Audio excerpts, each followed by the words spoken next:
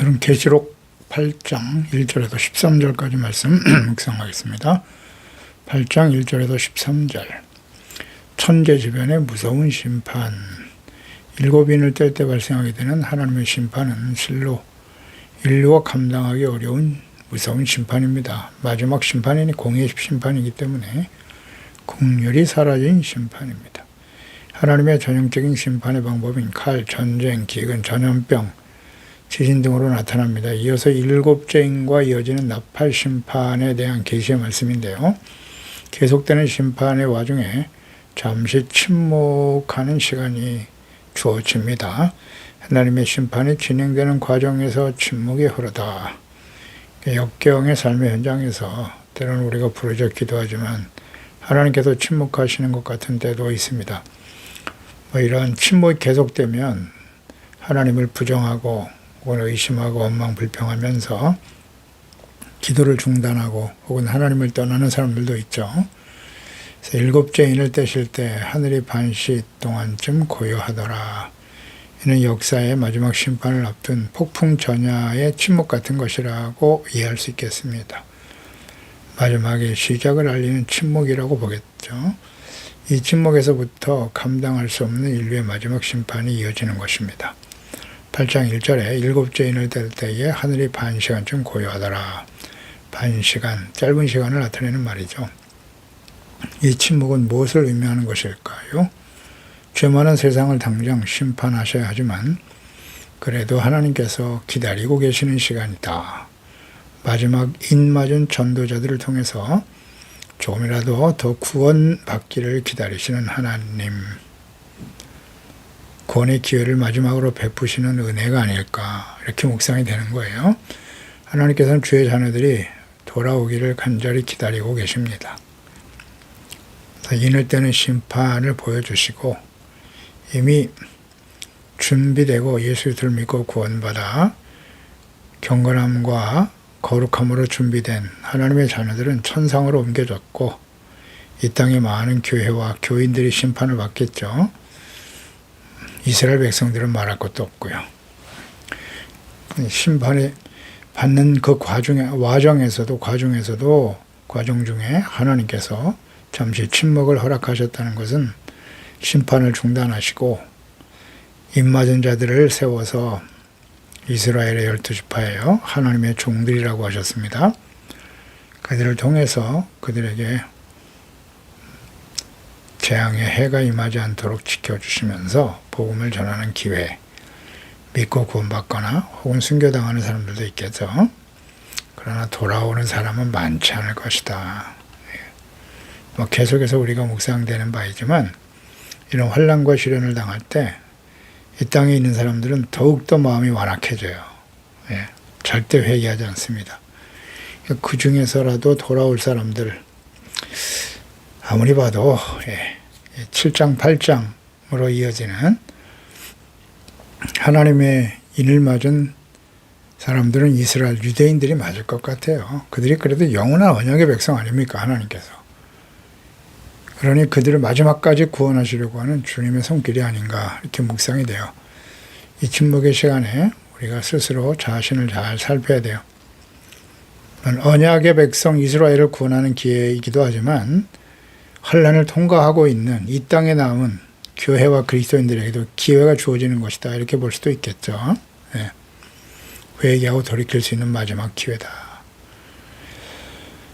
회개와 자기 정리를 통해서 이 침묵의 시간에 하나님과 올바른 관계를 맺을 수 있다면 이 시간은 복된 시간이 될 것입니다. 혹시 이 말씀이 계시 예언의 말씀이 성취되어지는 인을 떼는 심판이 계속되다가 무서운 이 땅의 심판이 계속되다가 아직 살아남아 있는 혹시 이 환난을 지나고 있는 그리스도인들이 있다면 이 8장 말씀을 잘 좀 묵상하고 기억하시면서 회개하고 돌이킬 수 있는 기회에 참여할 수 있기를 바랍니다. 혹시 땅에 남아있는 성도들이 있다면요. 계시록 8장을 잘 기억해 두시기 바랍니다. 그러면 우리가 기대하는 대로 하나님께서 응답하시지 않을 때도 있는데 침묵이라고 하는 것은 우리의 회복이에요. 회복. 하나님께 돌아올 수 있는 기회를 주시는 것이다 라는 걸 항상 생각해야 돼요. 2절에 내가 보면 하나님 앞에서 7 천사가 서 있어 7 나팔을 받더라. 7 천사가 7인의 심판 이후에 이어질 7 나팔 심판으로 계속되는 거예요. 구약시대의 나팔은 이스라엘 백성들을 소집하고 지파를 모든 사람들을 앞으로 진행하고 혹은 멈추게 하는 역할도 했고 전쟁을 알리고 절기를 표시하기 위해서 사용되기도 했죠. 민수기 10장에 잘 나타나 있습니다. 신약 성경에서의 나팔의 의미는 그리스도의 재림과 깊은 관계가 있네요. 마태복음 24장 31절에 그와 큰 나팔 소리와 함께 천사를 보내실 것이다. 예수님께서 그의 택하신 자들을 하늘 끝에서 저 끝 사방 끝까지 사방에서 모으실 것이다. 나팔 소리와 함께. 이것은 이제 데살로니가전서 4장 16절의 말씀과 연결이 되죠. 그래서 하나님이 큰 나팔 소리와 함께 천사들과 함께 이 땅에 강림하실 것이고, 먼저 믿고 죽은 자들이 올라오고 살아있는 자들도 공중으로 끌어올려 주님을 영접하게 되고 영원한 하나님의 나라로 옮겨질 것이라고 말씀하시죠. 여기서는 하나님의 진노의 날 심판을 알리는 그런 나팔의 의미를 갖게 되겠죠. 이 7 나팔은 복음을 거부하고 하나님과 그리스도를 대적한, 교만하고 폐역하며 회개할 기회를 저버린 이 땅에 남은 교회들을 향한 하나님의 심판의 경고이고 하나님의 직접적이고도 주권적인 임재를 잘 보여주고 있습니다. 그리고 이 심판이 천상에서 환난 가운데 이 약하고 폐역한 세대 가운데에서 믿음을 지키고 이기고 거룩함을 지킨 순결한 믿음을 가진 하나님의 자녀들이 천상에서 하나님께 부르짖어 기도한 그 기도에 대한 응답이죠. 8장 3절로 4절에 또 다른 천사가 와서 제단 곁에 서서 금 향로를 가지고 많은 향을 받았는데 이는 모든 성도의 기도와 합하여 보호자 금제단에 드리고자 함이라. 향연이 성도의 기도와 함께 천사의 손으로부터 하나님 앞으로 올라가는지라 그랬어요. 하나님께서는 성도들의 기도를 다 듣고 계십니다. 그래서 성도의 기도가 금 향로에 담겨서 하나님 앞에 드려집니다. 과거 구약시대에 성막의 지성소 앞에 그 성소에 있었던 분향단에서 올리는 향과 같은 의미죠. 제사장이 하나님 앞에 올리는 향은 성도들의 죄를 회개하고 용서를 구하는 기도죠. 의로운 자들을 박해하고 대적하는 자들에 대한 하나님의 공의가 언제 실현될 것인가 라는 기도 간구가 계시록 6장 10절에서 볼 수 있었어요. 큰 소리로 불러 이르되 거룩하고 참되신 대주제여 땅에 거하는 자들을 심판하여 우리의 피를 갚아주지 아니하시기를 어느 때까지 하시려나이까, 이렇게 탄식하며 기도하고 있었어요. 하나님께서 예수 그리스도의 이름으로 드려지는 기도가 천사들에 의해서 하나님께 올려집니다. 그러니까 중보자이신 예수 그리스도를 통해서 올려지는 기도입니다. 물론 모든 기도가 다 하나님께 상달되는 것은 아닙니다. 예, 그렇죠. 자신의 소원과 욕망을 이루기 위한 기도, 죄악 가운데 돌이키지 아니하고 죄인의 길에 서서 드려지는 기도는 절대 하나님이 받으실 수 없습니다. 주님의 뜻대로 드리는 기도여야 하죠. 주님의 뜻대로. 주님의 뜻은 하나님의 말씀이죠. 주님의 말씀에 근거한 기도를 드려야 돼요. 특히 예수님께서 가르쳐 주신 기도, 너희는 이렇게 기도하라. 주기도문은 매우 중요합니다. 예수님이 가르쳐 주신 기도이잖아요. 그러니까 항상 기도할 때 그 주님이 가르쳐 주신 기도를 중심으로 드리는 것이, 기도하는 것이 필요합니다. 언제든지 기도의 우선순위를 지키세요. 나의 이름이 아니라 하나님의 이름이 거룩히 여김을 받으시기 위해서 기도해야 되는 것이고요. 그리고 하나님, 나의 뜻과 나의 생각이 아니에요. 나의 나라를 이루고자 함이 아니라 하나님의 나라와 뜻이 이루어지기 위해서 먼저 기도해야 돼요. 기도의 우선순위를 지키십시오. 그래서 마지막 심판 때에 드리는 우리의 기도는 어떤 기도여야 할까요? 하나님의 나라와 뜻을 이 땅에 이루어지도록 하나님의 나라와 그의 의를 먼저 구하는 기도가 되어야 할 것입니다. 나의 뜻, 나의 소원, 나의 욕망을 이루기 위한 기도, 그걸 다 내려놓고 하나님의 뜻이 이루어지기를 위해서 기도하라. 하나님의 뜻이 무엇인지 알고 계시나요? 하나님의 나라, 하나님이 왕이 되어 다스리시는 하나님의 나라, 예수 그리스도를 믿고 모든 사람들이 회개하고 복음을 믿어 구원받는 거예요. 모든 민족에게 이 천국 복음이 증언되고 온 세상에 전파되는 것이 하나님의 뜻이고, 하나님의 자녀들이 모든 사람과 더불어 화평함과 거룩함을 지켜가는 거예요. 거룩함의 회복, 두렵고 떨림으로 항상 복종하여 구원을 온전히 이루어가는 것입니다. 이것을 위해서 기도해야죠.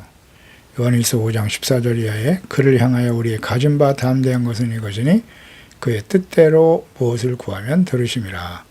우리가 무엇이든지 구하는 바를 들으시는 줄 안즉 우리가 그에게 구한 그것을 얻을 줄을 또한 아느니라. 아멘. 하나님의 뜻을 잘 알고 기도해야 돼요. 하나님의 나라는 먹고 마시는 데 있지 않아요. 성령 안에서 의와 평강과 기쁨이죠. 성령의 열매를 맺으며 살아가도록 성령에 주시는 의의 회복, 하나님과 화목하고 사람들과 화평하고 그 안에 두시는 참된 기쁨을 누리며 살아가는 것, 이거 위해서 끊임없이 기도해야 돼요. 5절에 천사가 향로를 가지고 제단에 불을 담아다가 땅에 쏟았다. 우레와 음성, 번개와 지진이 나더라. 세마포를 입은 사람들이 그룹들 사이에서 숯불을 그의 손에 움켜쥐고 그 성에 쏟아붓는 에스겔의 환상과 유사한 말씀이죠. 에스겔 10장 2절에 보면 하나님이 가는배 옷을 입은 사람에게 말씀하여 이르시되 너는 구름 밑에 있는 바퀴 사이로 들어가 그 속에서 숯불을 두 손에 가득 움켜가지고 성읍에 흩으라 하심에 그가 내 목전에서 들어가더라. 향로에 담긴 이 불은 성로들의 기도가 드려진 제단에서 담아온 것이기 때문에 성로들의 기도가 하나님의 심판을 시행함에 있어서 중요한 역할을 하고 있음을 보여줍니다. 이것은 계시록 6장 10절에서 천상에서 드려지는 복음을 방해하고 그리스도인들을 박해하고 죽음에 이르게 한 악한 자들에 대한 하나님의 공의의 심판이죠. 이 기도에 대한 응답으로 보여집니다. 그 기도는 반드시 하나님께서 응답해 주십니다. 행한 대로 갚아주시는 분이 하나님이시기 때문이지요. 일곱째 나팔, 대접을 또 쏟을 때 계시록 16장 17절 같이 하나님께서 성도들의 기도에 신실하게 응답하심을 잘 보여줍니다.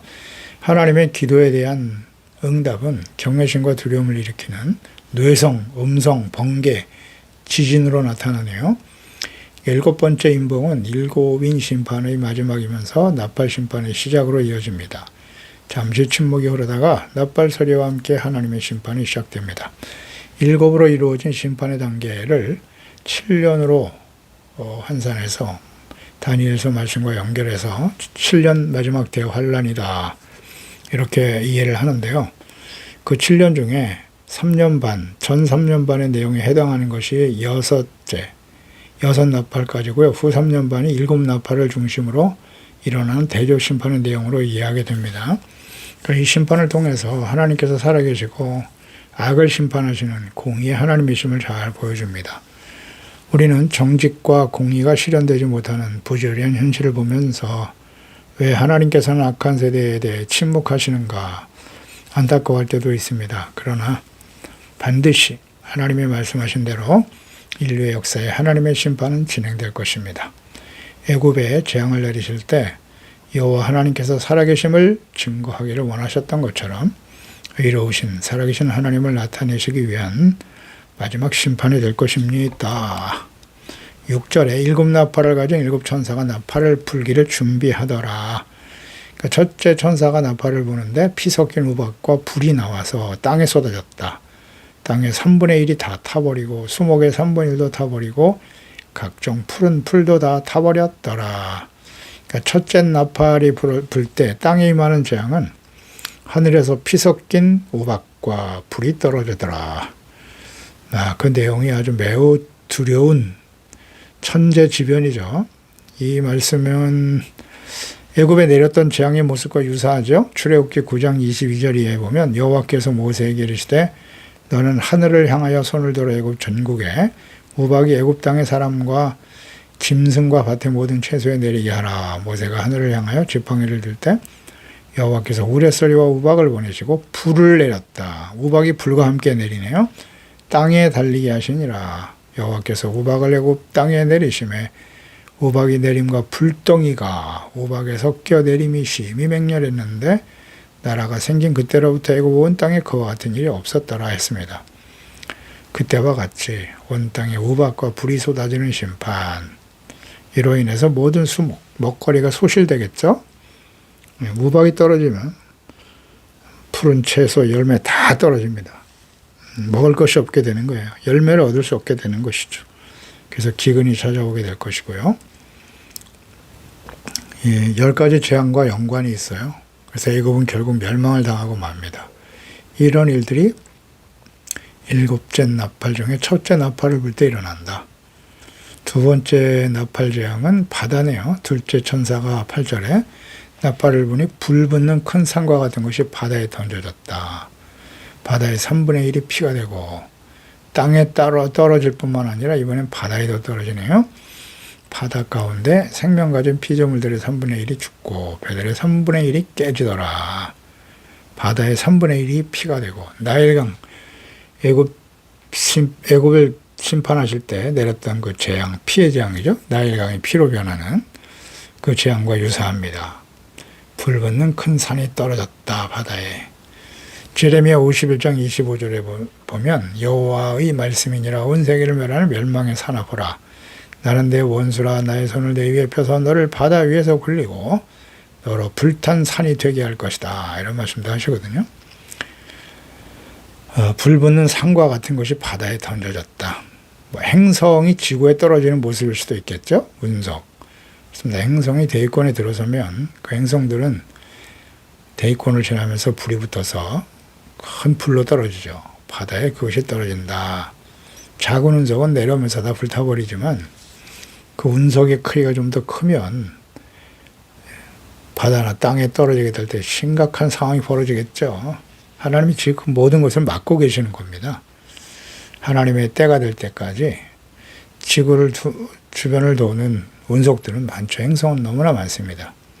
이것이 대기권으로 들어올 때 작은 것들이 들어오면 그걸 이제 별똥별, 유성이라고 하잖아요. 떨어지는 유성의 모습을 우리는 종종 발견하게 됩니다. 좀 더 큰 행성이 떨어지게 되면 심각한 상황이 벌어지겠죠. 운석이 바다에 떨어진다. 상상을 해보세요. 요새 시뮬레이션으로 나와 있는 동영사들도 많습니다. 운석이 바다에 혹은 지구에 떨어질 때 어떤 상황이 벌어질 것인가. 한번 참고해서 찾아보세요. 심각한 상황이 벌어집니다. 작은 운석인 경우라도 심각한데 더 큰 운석이 바다에 떨어지면 어떻게 될까요? 엄청난 쓰나미가 일단 일어나겠죠. 적은 운석이라도 하나 떨어지면 말이죠. 그런데 큰 운석이 떨어지면 쓰나미 정도가 아니라 지각 자체가 막 흔들리게 되죠. 그게 다 일어나 버린다고 그래요. 이 정도가 되면 바다에 인접한 나라들, 일본, 우리나라 마찬가지겠죠. 한반도, 바다를 접하고 있는 반도 같은 국가들은 순식간에 사라져요. 그냥 없어집니다. 거대한 운석, 이제 운석이 떨어지면서 엄청난 물체가 떨어지니까 운동 에너지가 지구에 충돌하게 되면 그것이 열 에너지로 바뀌게 돼요. 그래서 이 열 에너지로 인해서 암석과 그 자체가 그냥 다 기화되어 버리는 거죠. 그래서 어마어마한 양의 초고열이 발생하게 돼요. 암석 증기가 생성하게 된다고 하죠. 그 열이 얼마나 대단한지 바닷물을 순식간에 말려버릴 수도 있대요. 무서운 재앙이 일어나는 거예요. 상상을 초월하는 일이 벌어지는 거죠. 그래서 이 재앙으로 인해서 생명을 가진 피조물의 3분의 1 정도가 사라진다. 세 번째 나팔, 강들과 물샘들의 재앙이네요. 10절에 셋째 천사가 나팔을 부는데 횃불같이 타는 큰 별이 하늘에서 떨어지더라. 이것도 또 역시 별이네요. 강의 3분의 1 여러 물샘에 떨어지더라. 이 별의 샘은 쓴 쑥이다. 물의 3분의 1이 쓴 쑥이 되더라. 쓴물이 되어 많은 사람이 죽더라. 사람이 죽습니다. 횃불같이 타는 큰 별이 하늘에서 떨어지더라. 이것을 이제 운석이라고 볼 수도 있고요. 뭐 2000년 후에 일어날 일을 사도 요한이 보고 기록한 것이니까요. 이거 뭐 생화학무기라고 보면 어떨까요? 예, 그 물을 마시는 사람마다 죽게 된다 그랬으니까 생화학무기가 떨어지면 수질 오염 등이 발생하겠죠. 이거 뭐 심각한 일입니다. 강들의 3분의 1이 쑥이 되고 죽는다 그랬으니까 쑥이라고 하는 것은 아주 쓴물을 가리키는 거죠. 구약에서는 슬픔과 고통의 상징으로 기록되기도 했어요. 제레미야 애가 3장 19절 내 고초와 재난 곧 쑥과 담즙을 기억해 주세요. 또 우상숭배에 대한 징계로 이해되기도 했어요. 징계로 나타나기도 합니다. 신명기 29장이죠. 17절에 보면 그들 중에 있는 가정학과 목석, 은금, 우상을 보게 되었는데 너희 중에 남자나 여자나 가족이나 집 하나문을 그 마음이 우리 하나님 여호와를 떠나서 그 모든 민족의 신들에게 가서 섬길까 염려하며 독초와 쑥의 뿌리가 너희 중에 생길까 염려하노라. 마음속에 일어나는 쑥의 뿌리 우상 숭배를 의미하고 있습니다. 그 물들의 3분의 1이 쑥이 되더라. 그 물이 쓰게 됐다. 동일한 의미로 많은 사람이 죽게 되는 원인인데요. 이 재앙은 앞서 언급한 두 재앙과 달리 인명재난이 기록돼요. 먼저는 수목이 다 타버리지만 이제는 이로 인해서 사람이 죽는다.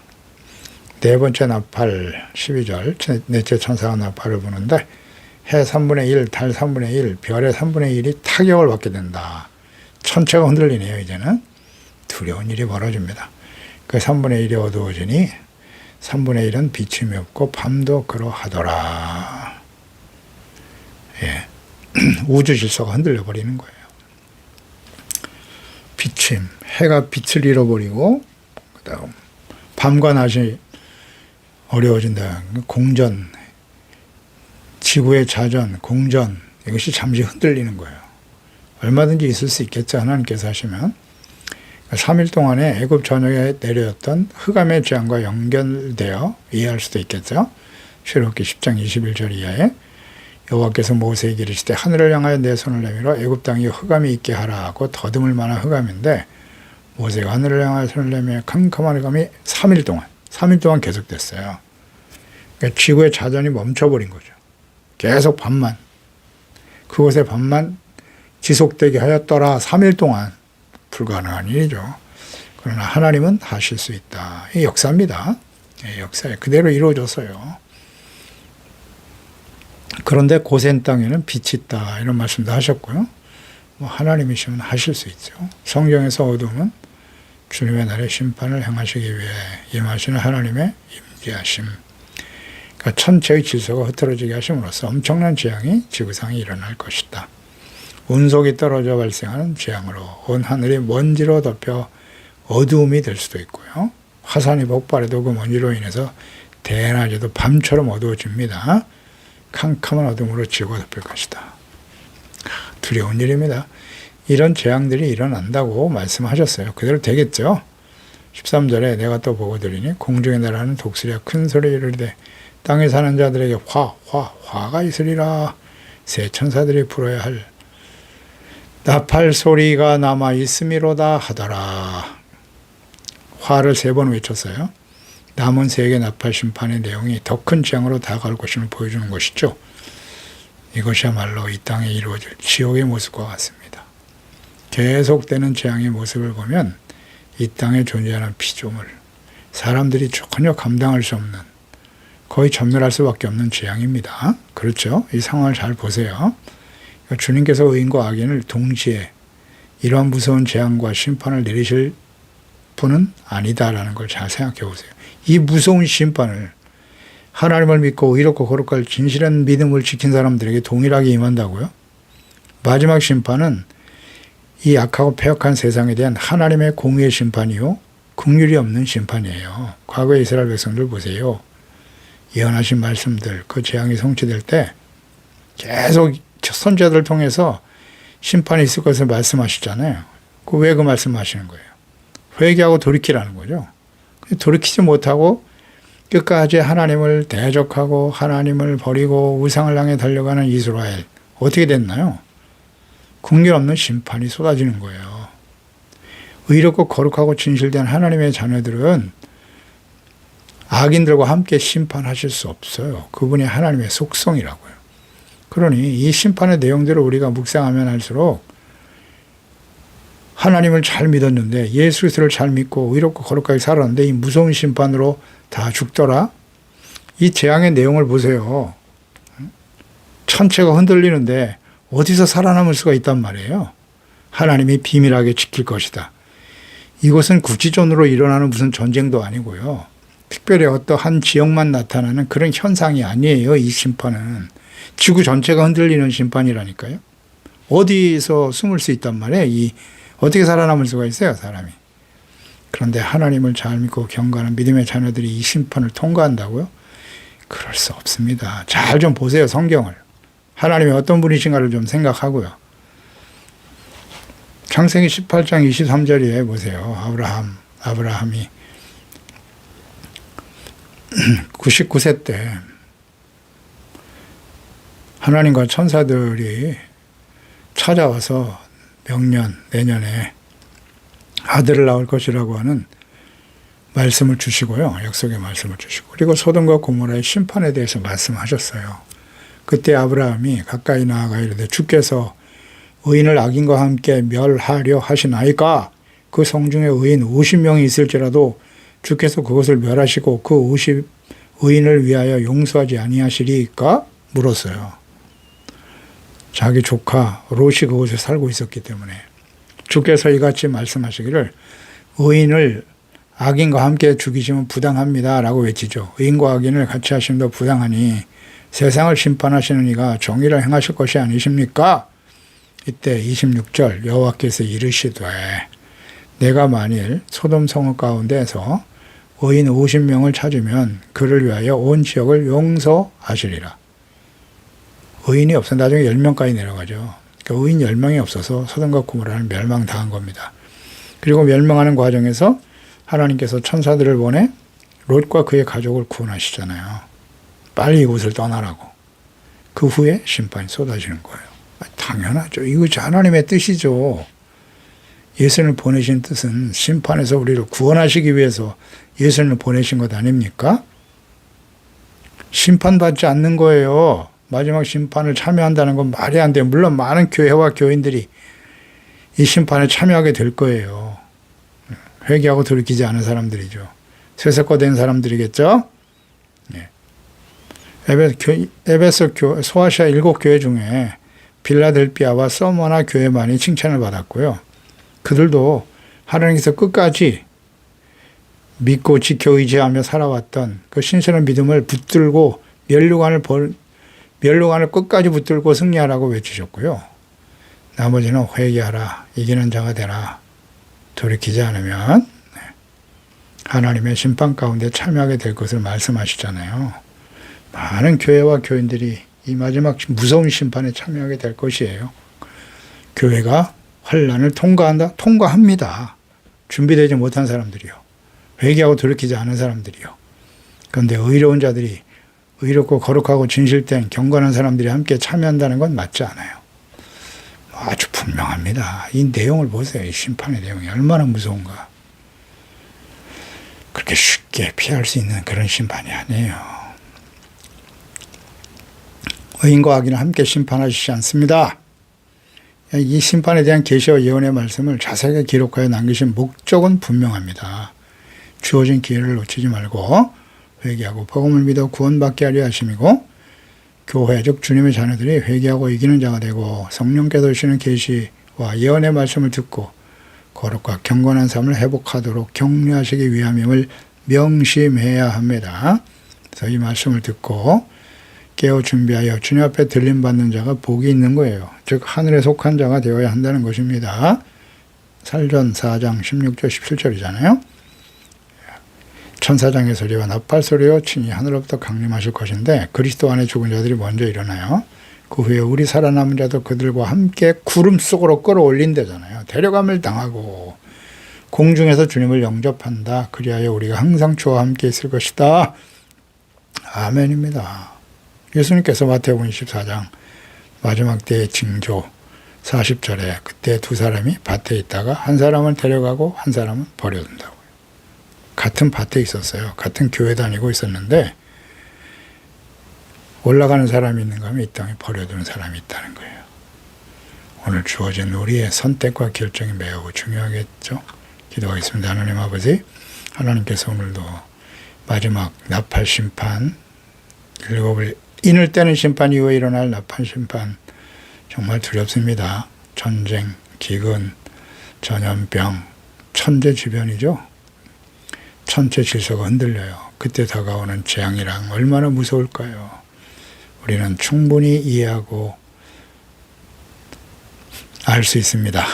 그런 거로 이 땅에 남아 하나님의 심판에 참여하는 자가 되지 않게 하시고, 비록 이 땅에 복음을 위해서 주님의 진리의 말씀을 따르고 그리스도를 따르는 삶의 여정에 다가오는 박해와 시련, 불이익과 손해가 있을 수 있지만 의를 위해 박해를 받는 것을 오히려 기쁨으로 여기고 선한 싸움을 싸우며 우리의 달려갈 길을 나가며 믿음을 지켜 영광스러운 모습으로 주님 앞에 서서 천상에 속한 자가 되어 하나님의 구원을 찬양할 수 있는 준비된 지혜로운 자녀들이 다 되게 하여 주시옵소서.